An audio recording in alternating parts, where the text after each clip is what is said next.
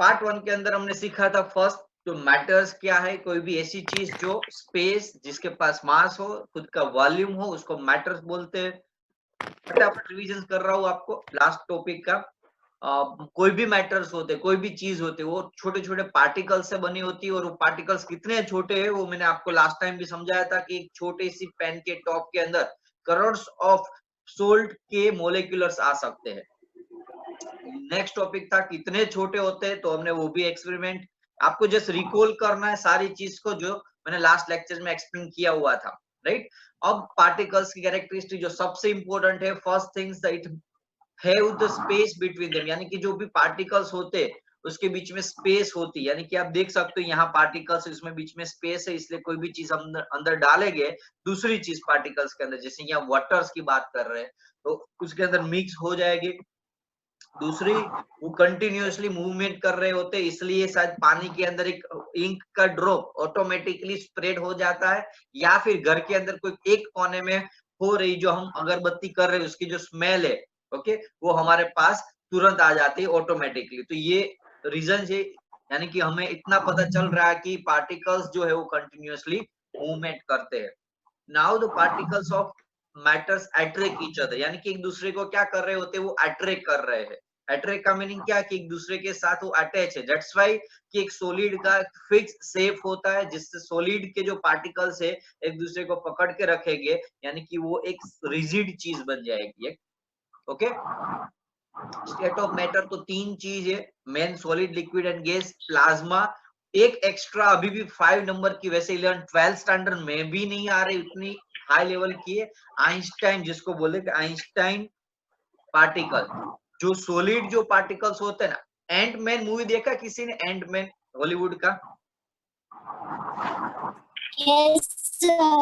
के अंदर क्या है कि कोई भी पार्ट बॉडी है उसके मोलिक्यूलर्स को इतना इतना कॉम्प्रेस कर देते हैं सॉलिड से भी ज्यादा। यहाँ भी आप देख रहे हो कि यहाँ बीच में शेप है, जगह है, वो जगह भी वो इतने कम जगह में भर देंगे, यानी कि इतना एक दूसरे के साथ कॉन्ट्रास्ट कर देंगे, तो पार्टिकल्स एक ऐसा छोटा छोटा छोटा छोटा मोलिक्यूलर्स का साइज में वो क्या हो जाएगा, कम हो जाएगा। यानी कि कोई भी चीज को हम छोटे एरिया में कवर कर सकते हैं, तो वही चीज है जिसको हम आइंस्टाइन पार्टिकल्स बोलते। क्या बोलते हैं, आइंस्टाइन पार्टिकल, क्योंकि आइंस्टाइन नाम के साइंटिस्ट ने ये चीज समझाई थी। Just kind for information, general knowledge के लिए है, it's not examination point of view, right.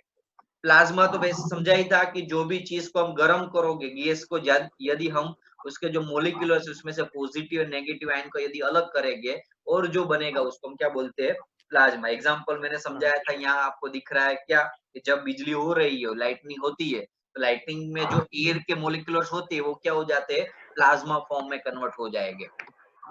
Next topic तो solid, liquid, gas and plasma के जो मोलिकुलर है, जैसे सॉलिड है तो सॉलिड में से लिक्विड में कब जाएगा, जब एनर्जी इंक्रीज हो। हेलो, कौन बोल रहा है बीच में? आवाज म्यूट कर दो बेटा प्लीज सभी students. Okay, so the solid, liquid, gas and plasma. अब solid, liquid, gas and plasma क्या है, कैसे कन्वर्जन हो रहा है, तो मैंने ऑलरेडी आपको बहुत डिटेल में लास्ट लेक्चर में एक्सप्लेन कर दिया था। ओके, तो जो भी मोलिकुलर्स होते हैं उसको एनर्जी देंगे तो वो मोलिकुलर दूर भागेंगे, जैसे जैसे दूर भागेंगे, सॉलिड में नजदीक हो गए, लिक्विड में थोड़े दूर हो गए, गैस में और दूर हो जाएंगे, और प्लाज्मा में तो पूरा मोलिकुलर ही 2 पार्ट्स में कन्वर्ट हो जाएगा। इसी हिसाब से कन्वर्जेंस होता रहता है, सॉलिड की, लिक्विड की, गैस की प्रॉपर्टी। ये टेबल याद है आपको, बहुत अच्छे से एक्सप्लेन किया हुआ था, याद होना ही चाहिए। ओके, अभी हमारे पास टाइम नहीं है पूरा रिविजन करने के लिए, तो अब हम इस लेक्चर्स को प्रॉपर तरीके से स्टार्ट करते हैं। हमारा नेक्स्ट टॉपिक है कि can matter change it's state. जैसे आपको पता है कि आपने जैसे बर्फ यानी कि आइस को रखा था, ऑटोमेटिकली वो अब थोड़े टाइम के बाद वो लिक्विड में कन्वर्ट हो जाएगा, और वही ग्लास में भरा हुआ लिक्विड या 2 से 3 दिन के बाद देखोगे, यानी कि वो वाटर, वो थोड़े टाइम के बाद, थोड़े दिन के बाद वो पूरा का पूरा खाली हो गया। अब वो वाटर गया कहाँ? तो यहाँ हो रहा है कि सॉलिड जो है वो धीरे धीरे लिक्विड में कन्वर्ट हो जाएगा। जब उसको कुछ एनर्जी मिलेगी, वो एनर्जी कहाँ से मिलेगी, तो सॉलिड को, जैसे आइस को एनर्जी मिलेगी एटमॉस्फेयर से, वो स्नो या वो सॉलिड आइस एटमॉस्फेयर से एनर्जी एब्जॉर्ब कर लेगा और बाद में कन्वर्ट हो जाएगा लिक्विड के मोलिकुलर्स के अंदर, यानी कि लिक्विड के स्टेट में। अब वही लिक्विड को एनर्जी ज्यादा मिलेगी तो धीरे धीरे गैस में कन्वर्ट हो जाएगा by process of evaporation, by process of boiling. समझ में आ रहा है बच्चों की वाटर में से हम आइस में, वाटर में से गैस, यानी कि इसको हम जनरली वेपर बोलते हैं, तो इसमें एक दूसरे में कन्वर्ट हो सकते हैं। यहाँ हम वाटर की नहीं बात कर रहे हैं, यहाँ हम स्टेट की बात कर रहे हैं। तो यहाँ हम बोले कि सॉलिड में से कोई भी चीज को हम लिक्विड में कन्वर्ट कर सकते हैं, तो हाँ कर सकते हैं। लिक्विड में से गैस में, तो हाँ गैस में से सॉलिड में, तो एक दूसरे में इंटरचेंज हम कर सकते हैं। लेकिन उसके लिए बेसिकली थोड़े से रूल्स एंड रेगुलेशन से बेसिकली थोड़े लो है, सम थियरी है, वो थियरी को हम डिटेल्स में अब एक्सप्लेन कर। उससे पहले मैं आपको एक एक्सपेरिमेंट, जो टेक्स्ट बुक का एक्सपेरिमेंट है एनसीईआरटी का, वो आपको एक्सप्लेन कर रहा हूँ। यहाँ बताया हुआ है कि effect of change of temperature, यानी कि क्या ये जो स्टेट ऑफ मैटर से, यानी कि सॉलिड में से लिक्विड, लिक्विड में से गैस, इसमें कन्वर्ट करना है तो मुझे टेम्परेचर का क्या रोल होगा, यानी कि क्या टेम्परेचर से ये जो स्टेट ऑफ मैटर से वो चेंज होगा या नहीं होगा, तो किस हिसाब से होगा, उसका एक एक्सपेरिमेंट दिया हुआ है। यहाँ अब फर्स्ट एक्सपेरिमेंट में आप देख सकते हो कि एक आइस लिया हुआ बीकर के अंदर, अब दूसरा एक थर्मोमीटर लगाया हुआ है, किस लिए, तो हमें पता चले कि टेम्परेचर से क्या चेंज हो रहा है कि नहीं हो रहा है। अब हुआ क्या कि जैसे आइस को मैंने बर्नर, नीचे बर्नर से गर्म किया, यानी कि क्या किया, टेम्परेचर इंक्रीज किया। ओके, ये जो आइस है उसमें से आइस को मैंने टेम्परेचर देके, हीट देके टेम्परेचर इंक्रीज किया, तो वो आइस धीरे धीरे यहाँ किस में कन्वर्ट हो जाएगा, वाटर में। तो ice will be converted in water when we apply the heat to the ice. That means yes, temperature से मैटर्स में चेंज हो सकता है। वो यहाँ अपने एक्सपेरिमेंटरी सोल्व किया, यानी कि एक्सपेरिमेंट करके हमने ऑब्जर्व किया कि यहाँ मैंने यदि टेम्परेचर दिया आइस यानी कि सॉलिड को, तो वो कन्वर्ट हो गया वाटर्स के अंदर, वाटर यानी कि लिक्विड। तो yes, temperature will be change the state of matter. या दूसरा भी एग्जांपल दिया है, यदि वाटर को यदि गर्म करेंगे, वाटर यानी कि लिक्विड, अब यदि लिक्विड को हम हीट देंगे तो क्या चेंजेस होगा, तो वो एयर में कन्वर्ट हो जाएगा, यानी कि उसको वेपर बोलेंगे, वेपर में कन्वर्ट हो जाएगा। तो वेपर यानी कि गैसियस फॉर्म। तो यस, वाटर को यदि हम टेम्परेचर देंगे, हीट देंगे, तो वो भी स्टेट ऑफ मैटर चेंज कर रहा है। दैट मीन्स जैसे जैसे मैं टेम्परेचर इंक्रीज कर रहा हूं, तब वो ऑब्जेक्ट है वो सॉलिड में से लिक्विड, लिक्विड में से गैस में कन्वर्ट हो रहा है। दैट मीन जैसे जैसे मैं टेम्परेचर इंक्रीज करूंगा, यानी कि हीट दूंगा, तो solid to liquid, liquid to gas में ऑब्जेक्ट कन्वर्ट हो जाएगा।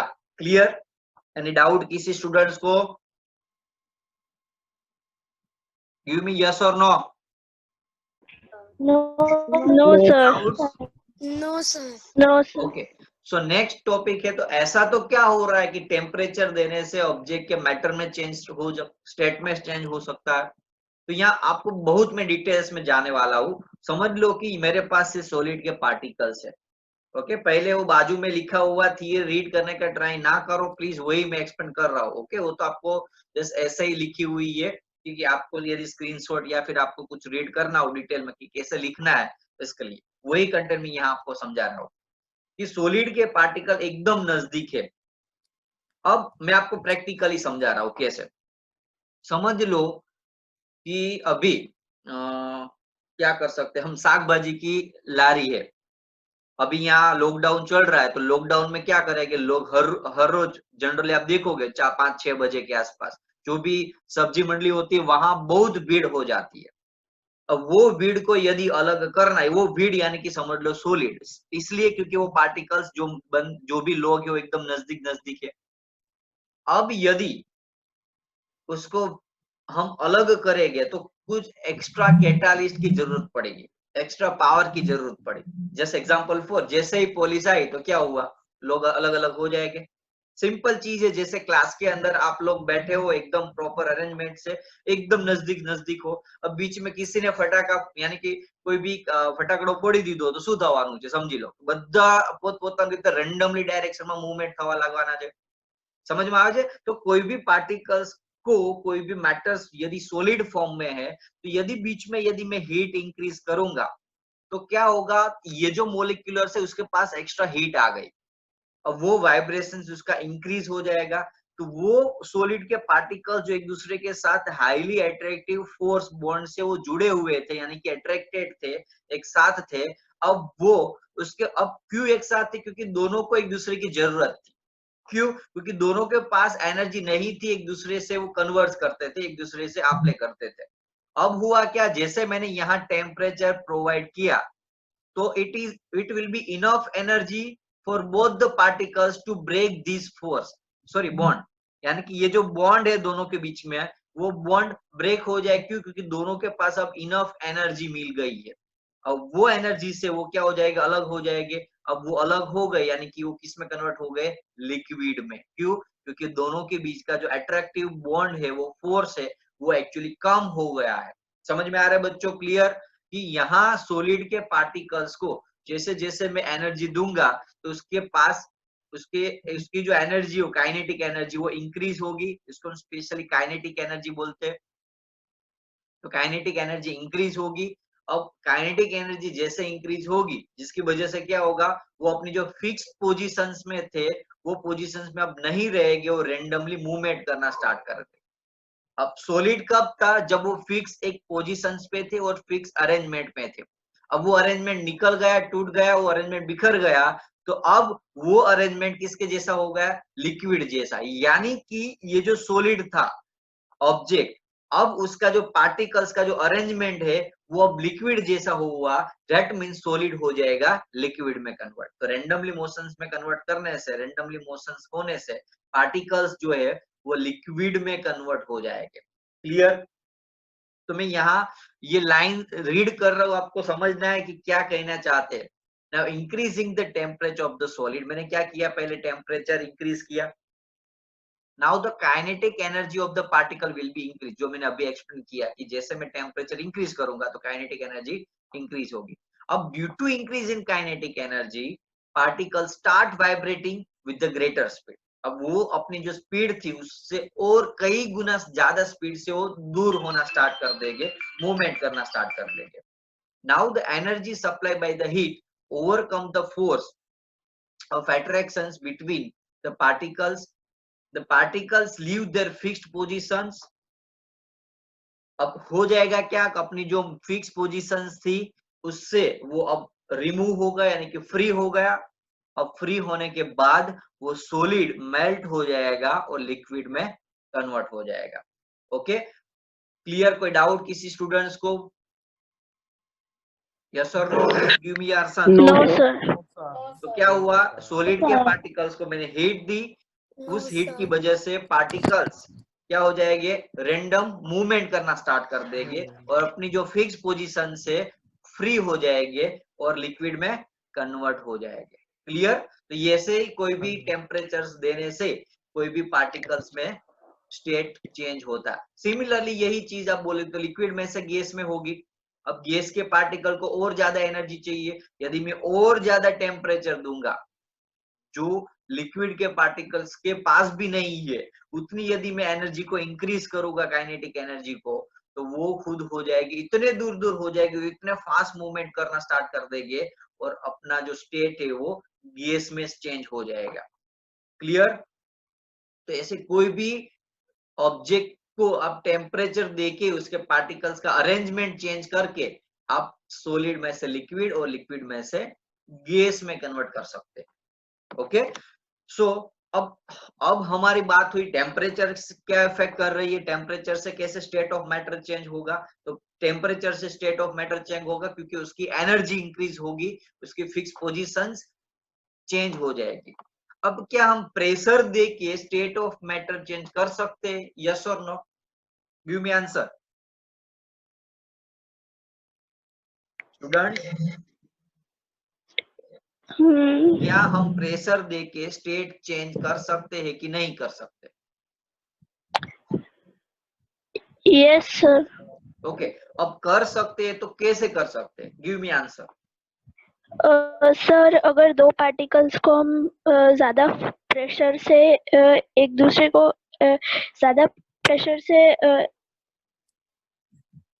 प्रेशर देंगे यही?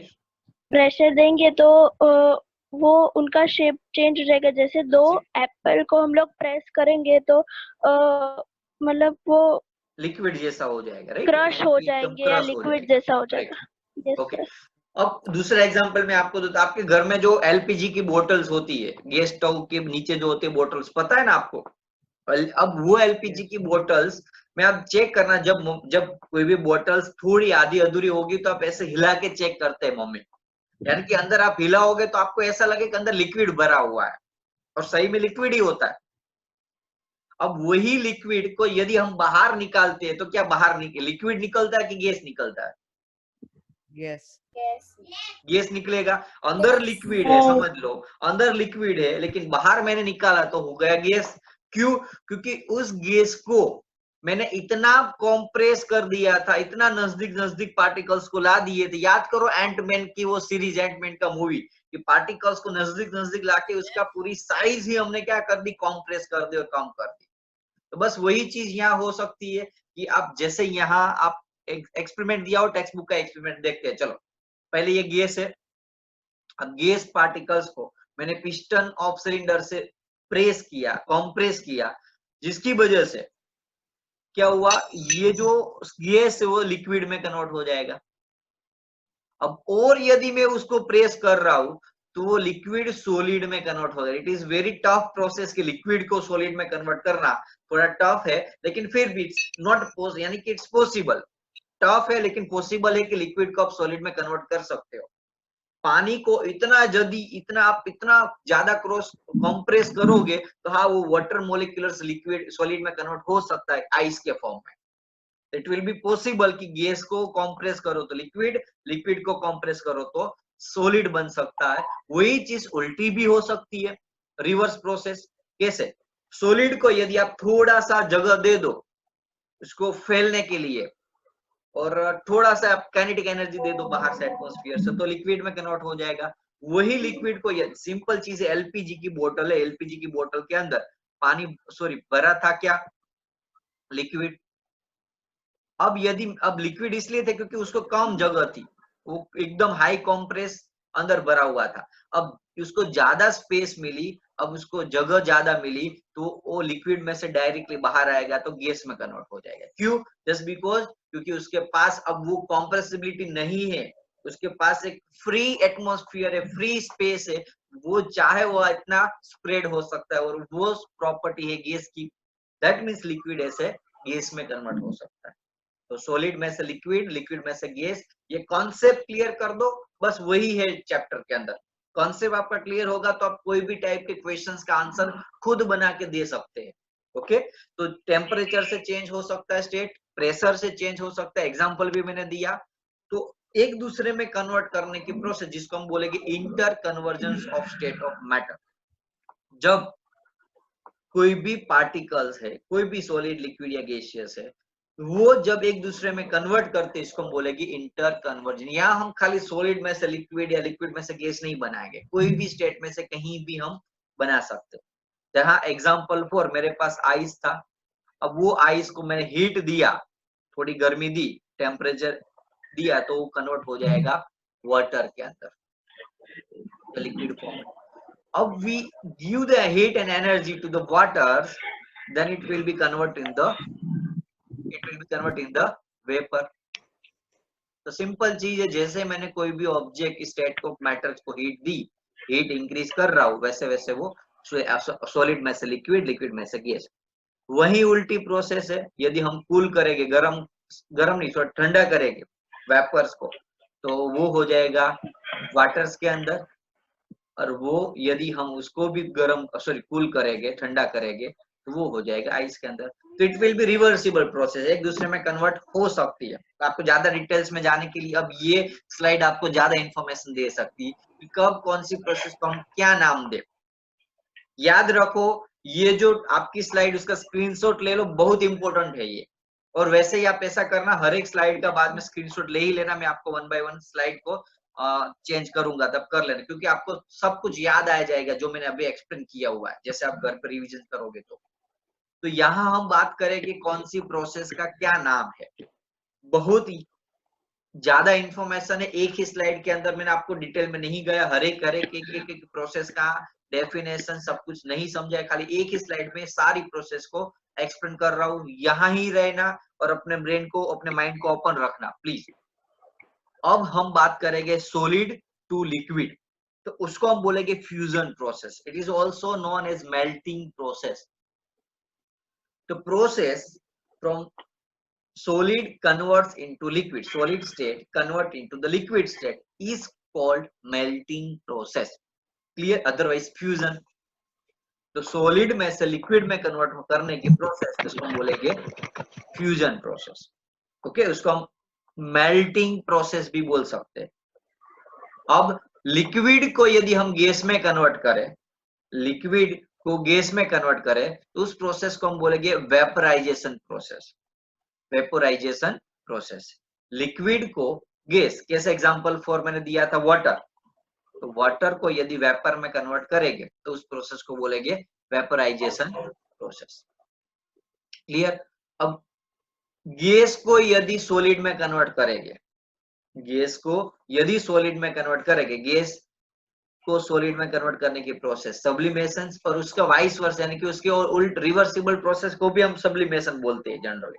यहाँ वैसे डिपोजिशन वर्ड दूसरा भी दिया हुआ है, पर टेक्स्ट बुक के अंदर ये वर्ड को हम सब्लिमेशन बोला हुआ है। ओके, तो उसका दूसरा नाम आप ऐसे टेक्स्ट बुक में दिया हुआ है, लिख सकते हो टेक्स्ट बुक में कि डिपोजिशन प्रोसेस।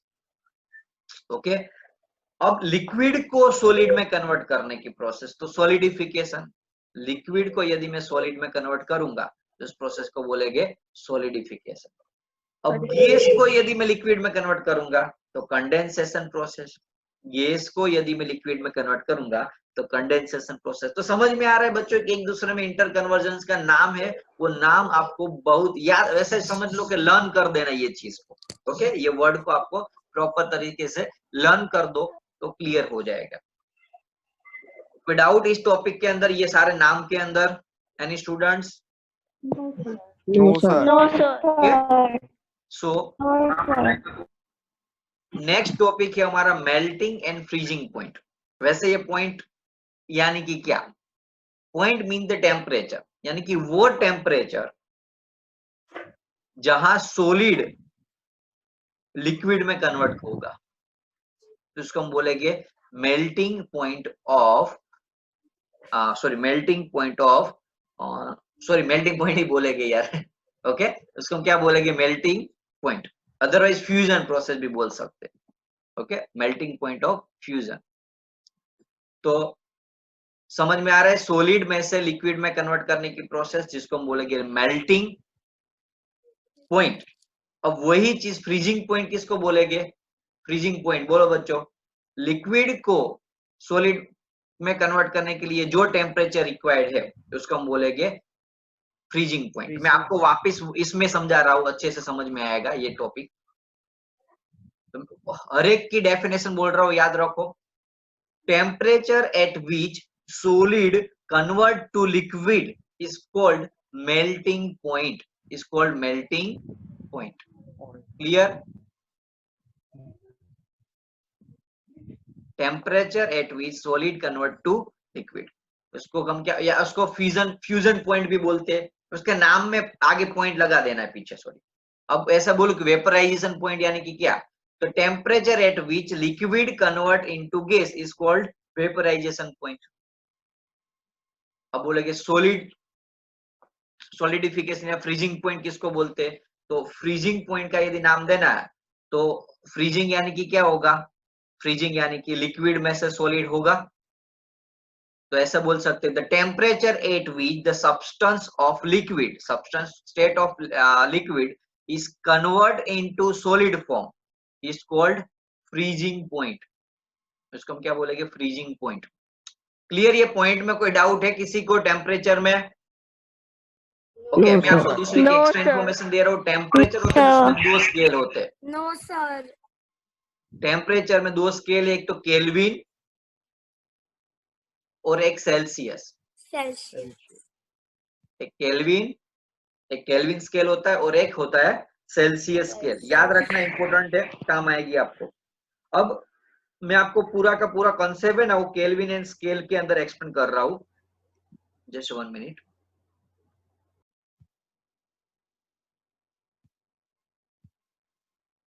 एक मिनट में आपको ड्रॉ करके एक्सप्लेन कर देता हूँ। चलो इसमें अब समझ लो कि 1 केल्विन या फिर ऐसे बोल सकते हो 0 Celsius degree is equal to कितना केल्विन होता है, पता है आपको? Yes, sir. कितना? Sir, 273.16 Kelvin. ओके अभी हम ऐसे ही पूरा ना याद रख के खाली इतना याद रखते हैं 273 केल्विन। ओके एग्जैक्ट वैल्यू याद रखने की जरूरत नहीं है। तो 0 सेल्सियस इज इक्वल टू कितना होगा? 273 केल्विन। 273 डिग्री। अब समझ लो मैं बोलूं 20 सेल्सियस इज इक्वल टू कितना केल्विन होगा? तो क्या करेंगे 20 प्लस 9 273 केल्विन कन्वर्ट कर देंगे। समझ Yes. में आ रहा है? तो सेल्सियस इज इक्वल टू, यदि सेल्सियस को केल्विन में कन्वर्ट करना है तो सेल्सियस में क्या ऐड कर देंगे? Kelvin is equal to Celsius plus 273। याद रखो 3 केल्विन में कोई सेल्सियस, अब मेरे पास 25 सेल्सियस है तो मैं 25 सेल्सियस को क्या करूंगा? ऐड कर दूंगा। सॉरी 25 सेल्सियस को 273 में ऐड कर दूंगा तो हमारा जो आंसर मिलेगा जो भी एडिशन करने के बाद 538.729 298 केल्विन। ओके अब वही चीज यदि मैं उल्टा करूं तो मेरे पास समझ लो 250 केल्विन है, सॉरी 280 केल्विन है, उसको मैंने सेल्सियस में कन्वर्ट करना है तो क्या करूंगा? तो फॉर्मूला याद रखो बच्चों कि kelvin is equal to Celsius plus 273। अब मेरे पास क्या है समझ लो, मैंने बोला आपको कि भी 280 केल्विन है उसको सेल्सियस में कन्वर्ट कर दो। वैल्यू कौन सा फॉर्म है? केल्विन में, तो यहाँ केल्विन की जगह 280 लिख दो। अब जो सेल्सियस मिलेगा वो आपका फाइनल आंसर है। अब 9th स्टैंडर्ड के स्टूडेंट हो इतना तो पता चलेगा कि इस साइड आएगा तो माइनस होगा और वैल्यू मिलेगी आपको 7 डिग्री सेल्सियस। क्लियर? इसमें कोई डाउट बोले एक Yes, दूसरे में sir. कन्वर्ट करना आ जाएगा आप सभी को? Yes, Yes, sir. sir. Clear ना? अब हम सब्लिमेशन प्रोसेस को सीखेंगे। वैसे आप बोलोगे सर सब्लिमेशन आपने सिखाई दी है कि सॉलिड में से लिक्विड, लिक्विड में से गैस, बस। Any doubt?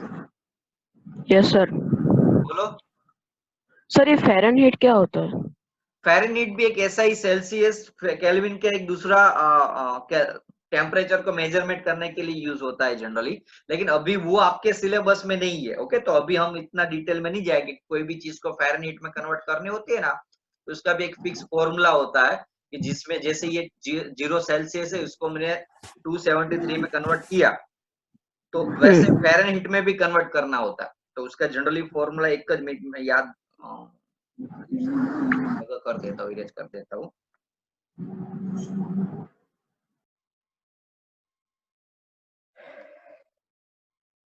उसका एक दूसरे में कन्वर्ट करने की प्रोसेस चलो समझा ही देता हूँ मैं। जैसे सेल्सियस को फ़ारेनहीट में किया ना, सॉरी केल्विन में, ऐसे उसका थोड़ा फॉर्मूला कॉम्प्लिकेटेड है, आपको याद रखना पड़ेगा। ओके अब फ़ारेनहीट क्या है? तो फ़ारेनहीट एक ऐसा ही एक टेम्परेचर का एक यूनिट है जिसमें कन्वर्ट करने के लिए यदि फ़ारेनहीट को सेल्सियस में कन्वर्ट करना है तो सेल्सियस का एक फॉर्मूला है। जनरली काफी बार ये फॉर्मूला यूज होता है। Celsius is equals to Fahrenheit में से 32 माइनस करना है और डिवाइड बाय 9 करना है और मल्टीप्लाई बाय 5 करना है। तो ये आपका फ़ारेनहीट, सेल्सियस को फ़ारेनहीट में कन्वर्ट करने का फॉर्मूला मिल गया। क्लियर? अब समझ लो मेरे पास एग्जांपल फॉर मुझे 100 फ़ारेनहीट है या फिर 250 फ़ारेनहीट है तो मैं क्या करूंगा 250 फ़ारेनहीट को सेल्सियस में कन्वर्ट करना है तो यहाँ फ़ारेनहीट की जगह 250 लिख दूंगा तो डिवाइड बाय 9 इंटू 5। अब जो भी आंसर आ रहा है वो आपका सेल्सियस में होगा। एनी डाउट किसी स्टूडेंट्स को?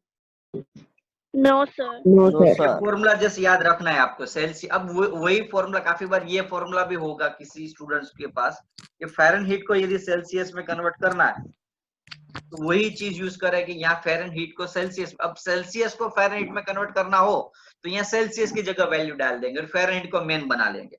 बस खाली याद रखना है आपको ये जस्ट फॉर्मूला, ये फॉर्मूला यदि याद रखोगे आप तो बस इनफ है आपके लिए।